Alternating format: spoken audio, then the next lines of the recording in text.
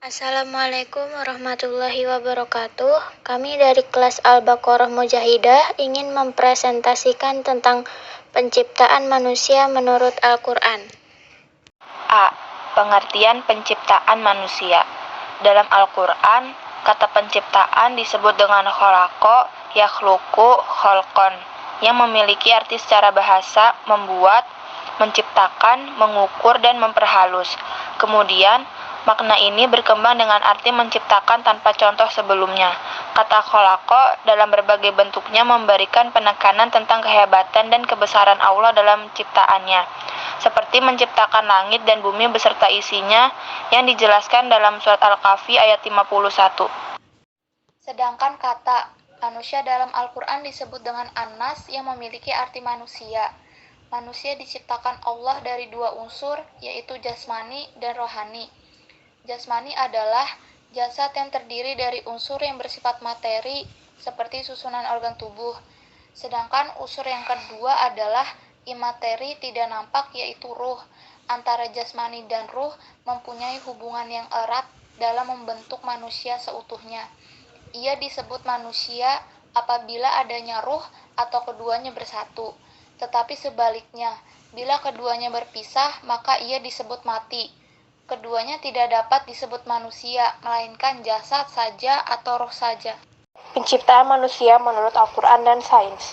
Terdapat beberapa tahap penciptaan manusia yang terkandung dalam surat Al-Mu'minun ayat 12-14. Di antaranya, 1. Fase tanah. Asal mula kejadian manusia, yakni berasal dari saripati tanah. Sebagaimana yang telah dijelaskan dalam surat Al-Mu'minun ayat 12, bahwa sesungguhnya Allah telah menciptakan manusia dari suatu saripati, dalam kurung berasal dari tanah. 2. Fase nutfah. Melalui proses metabolisme, saripati tadi berubah menjadi nutfah. Kata nutfah diterjemahkan sejumlah amat kecil bagian dari total volume sesuatu zat. Kata ini terdapat 11 kali dalam Al-Quran. Kata tersebut berasal dari kata kerja bahasa Arab yang berarti jatuh bertitik atau menetes, yang berasal dari akar kata yang berarti mengalir. 3. Alaqah. Dalam surat Al-Mu'minun ayat 14 dijelaskan bahwa air mani menjadi alaqah atau segumpal darah.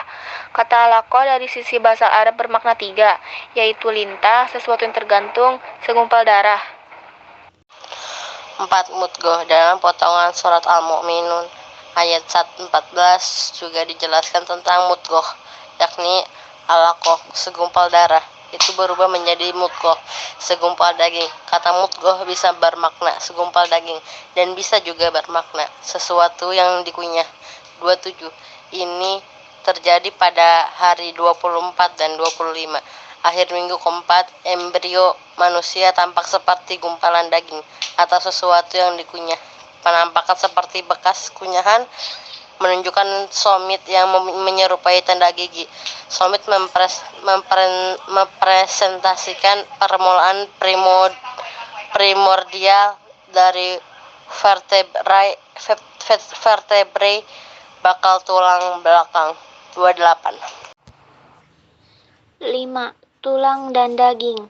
Dalam potongan selanjutnya dari surah Al-Mu'minun ayat 14 dijelaskan bahwa segumpal daging itu menjadi tulang belulang yang kemudian dibungkus dengan daging. Kemudian hal itu menjadi makhluk yang berbentuk lain. Sekian dari kami. Wabillahi taufiq wal hidayah. Wassalamualaikum warahmatullahi wabarakatuh.